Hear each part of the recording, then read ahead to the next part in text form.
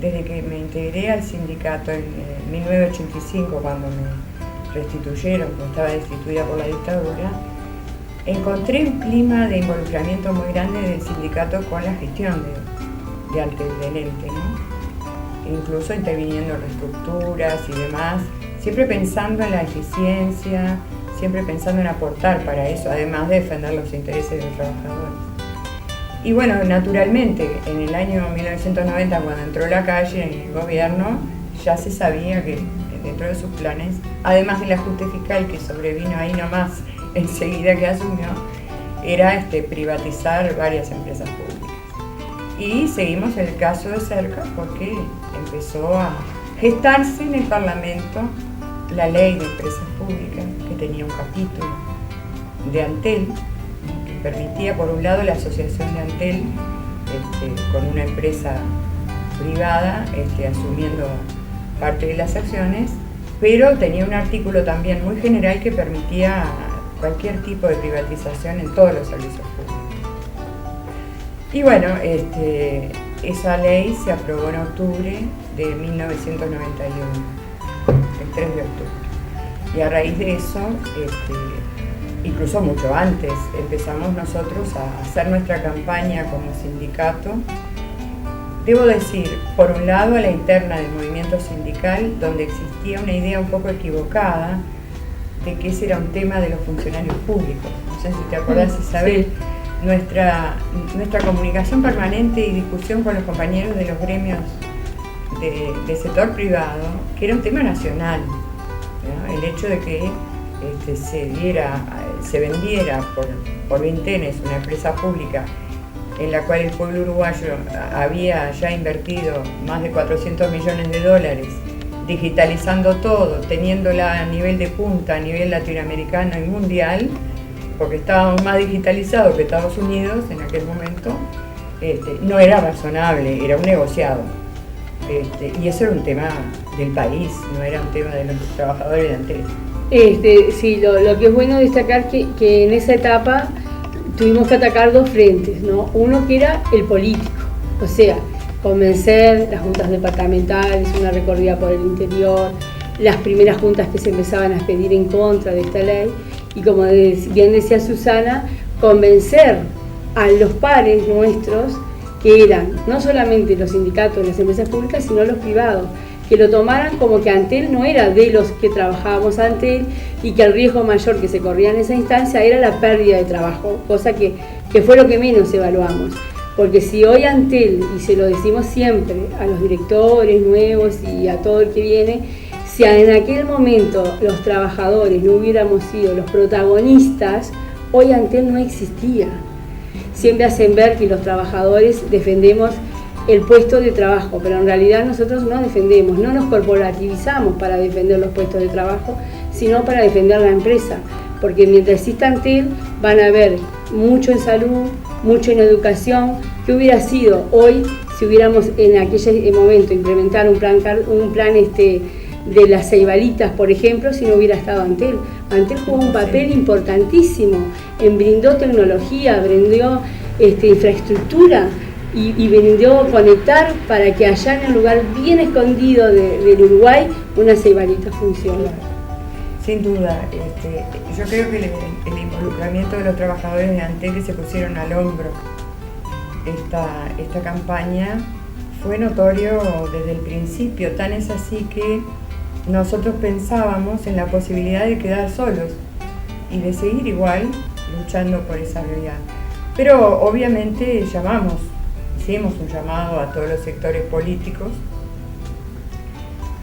y sindicales para formar una comisión que nos permitiera generar un movimiento en defensa de Antel, que sabíamos que era necesario, porque por más que nosotros hicimos una gran campaña antes de aprobada la ley, de todas formas tenía los votos y se aprobó, ¿no? Y luego de eso nos vimos ante la disyuntiva de decir, bueno, ¿cómo hacemos para evitar que se ponga en práctica? Y fue que resolvimos iniciar un recurso de referéndum que implicaba en una nueva reglamentación muy engorrosa que tenía, un porcentaje de firmas bastante pocas en un comienzo, y luego llamar a la ciudadanía a adherir a que hubiera un referéndum, o sea, firmar, pero en vez de firmar, ir a poner una papeleta dentro de una urna. Y eso había que movilizarse, era voluntario, y por suerte tenía dos chances. Una primera, el 5 de julio, que no llegamos al 25% necesario, y una segunda chance en octubre, a un año de aprobada la ley, donde pasamos largamente el porcentaje necesario, y habría que hacer un poco la historia de cómo fue eso. Se formó la Comisión Nacional de Defensa del Patrimonio, con toda esa gente, con la gente de cultura, con gente de los partidos políticos, inclusive incorporamos integrantes del Partido Colorado. Los primeros que adhirieron fue el Polo Progresista del Partido Nacional, además del Frente Amplio, por supuesto, y luego de alcanzado el número de firmas, cuando ya marchábamos al referéndum obligatorio en diciembre, adhirió el Foro Ballista con Sanguinetti en la cabeza. Como en el último tramo, ¿no? Para no quedar. Igual para nosotros era importante que fuera la mayor amplitud posible, ¿no? Porque estas cosas como que trascienden y es de la ciudadanía en su conjunto y no de algunos sectores o de algunos, o solamente de los trabajadores, sino no se puede construir el país. Claro, además nosotros teníamos apoyo, veíamos en nuestros actos, en nuestras recorridas por el país, que el uruguayo en general tenía conciencia de lo que significaba el patrimonio nacional, y más aún cuando lo planteábamos en términos importantes pero sencillos, en el sentido de que habíamos hecho como uruguayos una gran inversión para tener esta empresa al nivel que teníamos, y que no era para nada necesario, al contrario, inconveniente, privatizarla ni siquiera en forma parcial, sino que ahora era el momento de aprovechar el producto de esas inversiones, y fue lo que ocurrió, porque como bien dice Isabel, Antel creció desde el punto de vista tecnológico, desde el punto de vista de cobertura, y realmente es impensable todo lo que se ha hecho en Uruguay sin la presencia de Antel. Y los trabajadores de Antel, que efectivamente siento hoy, como en aquel momento, que se pusieron al hombro esta campaña, pero de tal manera que tenían la creatividad de hacer llegar el material de la forma que fuese, incluso a veces a riesgo o amenazados por la dirección de Antel, por el directorio, como el caso de los revertidores de facturas que encartaban volantes nuestros de Sutel, compañeros de todos los rincones, los que trabajaban en la red, que arreglaban los teléfonos cuando había faltas en las casas de las personas, conversaban permanentemente sobre el tema. Era una llegada muy directa a cada familia, a cada rincón del país. Entonces, y además, como decía Isabel, la primera vez nos salió mal el 5 de julio, no llegamos a la cantidad de gente, pero el gobierno de turno, el gobierno de la calle, nos hizo un enorme favor, con una soberbia muy grande. Dijo, el hecho de que solo el 20% de los ciudadanos hayan venido a apoyar este recurso y el 80% no haya venido, quiere decir que el 80% de los uruguayos está a favor del gobierno. Creo que fue el resumen más perfecto que nosotros intentábamos darle a los trabajadores. Bueno, lo dio un integrante del gobierno por televisión con una copa en la mano, festejando. Y entonces eso fue el detonante que hizo entender a toda la ciudadanía que era un tema nacional, que no era un tema de los trabajadores de Antel. Sí, yo creo que eso fue muy importante y fue muy importante el que los ciudadanos vieran de primera línea qué era Antel, ¿no? Porque nosotros la dimos a conocer, porque Antel funcionaba, hasta la torre, pero funcionaba y como que la gente no veía, no solamente eso, sino lo que Antel volcaba a rentas generales, porque nosotros nos fuimos uniendo de cosas sencillas, pero que fueran muy convincentes, ¿no? A la hora de tomar o por un lado o por el otro. Entonces, el tema ese de que Antel era una empresa estatal y como siempre lo estatal está asociado a malo, a baja categoría, nosotros además le hicimos un buen marketing a la empresa Antel, porque en realidad y sacamos a luz todo lo que Antel era y lo que podía llegar a ser, porque Antel en aquel momento era una empresa bastante joven, ¿no? Y la mayoría se inició en el 73, 74, ¿no? Entonces como que era una empresa joven y tenía posibilidades de marcar la diferencia. Y así lo hicimos, y creo que esa bandera la estamos levantando también ahora, a tantos años, porque este cambio de numeración, si bien no estamos hablando de eso, también va a afectar, y también solapadamente hay una forma de privatizar Antel. Entonces digo que los trabajadores siempre llevamos como la bandera, pero no por ser solamente trabajadores, sino por ser ciudadanos y, como se dice, dueños de la empresa. Le transmitimos a la gente que Antel no era fuera, él es dueño y es societario de esa empresa. Por lo tanto, digo, la gente lo entendió muy bien y logramos el objetivo que nos trazamos. Quiero decir que tuvimos un importantísimo apoyo del Sindicato Telefónico de la filial Buenos Aires, porque ellos tenían lamentablemente gente proclive a la privatización en el Sindicato Federal de toda Argentina, pero los de la provincia de Buenos Aires estaban en contra de la privatización y habían sufrido un proceso de privatización que había terminado, tenía una evolución terrible para el interés de la gente y de los trabajadores. Y entonces nos acompañaron, algunos compañeros directamente quedándose a distintas etapas de la campaña para poder testimoniar realmente lo que había pasado con una privatización que se había hecho antes del otro lado del río. Y también con sindicatos de Colombia, de Venezuela, de distintos países de América Latina que nos apoyaron muchísimo, de Brasil. También tuvimos un similar trato con la gente de los telefónicos de Río Grande del Sur, que también nos dieron un gran apoyo, y eso realmente es importante. Pero déjenme decirles que tengo una anécdota que tiene algo de personal, pero tiene mucho sentido desde el punto de vista de la campaña de defensa de Antel. El 5 de julio, la primera instancia de la convocatoria a la ciudadanía, que como dijimos no llegó al número de gente, fue un triste día de julio, de invierno, con lluvia, frío, viento.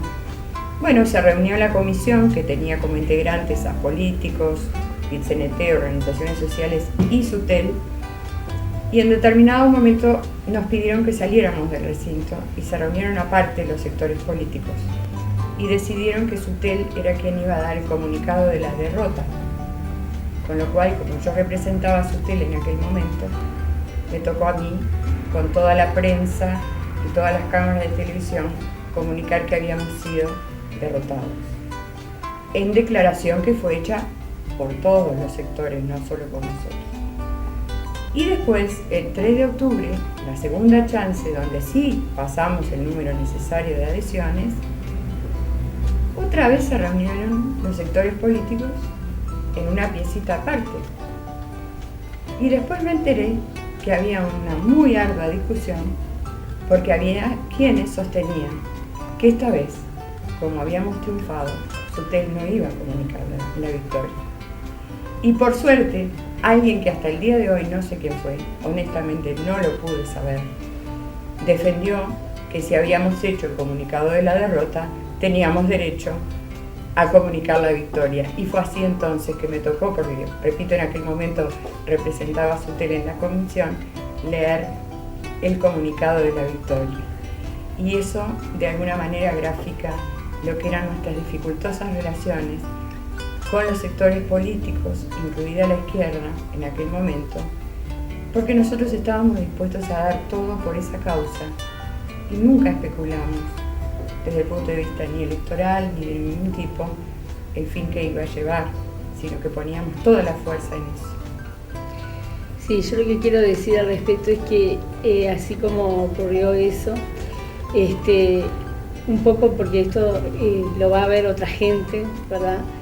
Y el rol que jugaron todos los sindicatos, y digo, a los de AUTE, a EU, el SUAN, el ZUNCA, a los sindicatos privados también, porque todo esto salió muchísimo dinero, donde nosotros había que pedir pesito por pesito, donaciones, fue algo muy costoso, no solamente en la infraestructura, sino en las primeras campañas de publicidad en la televisión. Era carísimo, se ponían placas, no podía hacer el movimiento. Entonces un poco el agradecimiento a esos trabajadores y a todos los sindicatos, porque en cierta forma solos no hubiéramos podido. En realidad esto pasó, y por eso Antel, ahora que nos va a tocar un tema bastante difícil, y en aquel momento con Susana a veces decíamos, porque sufríamos mucho cuando íbamos al Parlamento. Sí. Y te acordás, Susana, que decíamos que la clase política es política, entonces nosotros no entendíamos cómo después de votar o algo tan horrible para el país, ¿te acordás? Sí. Como que nada seguía, comían sándwiches, hacían, entonces un poco llamar a la reflexión también desde acá, que porque estés en este lugar o en este otro, el sentimiento, ¿no?, de patria, el sentimiento de pertenencia es muy importante, y por eso nosotros logramos eso. Logramos con todos los compañeros, nos ponían los sindicatos a disposición, toda su organización, el dinero de las cotizaciones de muchos, porque era muy, muy caro. Entonces digo, como más que una anécdota, es un agradecimiento a todos esos compañeros, y que en este momento tan lindo que nosotros vamos a festejar, los recordemos con mucho afecto y con mucho cariño. El día de la derrota o el día después, Susana, frente a la sede y a un grupo de compañeros, se subió arriba de un auto, ¿no te acordás? Sí. Arriba de un auto, se paró y vamos arriba, compañeros. Esto no es una derrota, acá tenemos que seguir para adelante. Digo, había que tener una fibra muy importante, porque no tenías platea.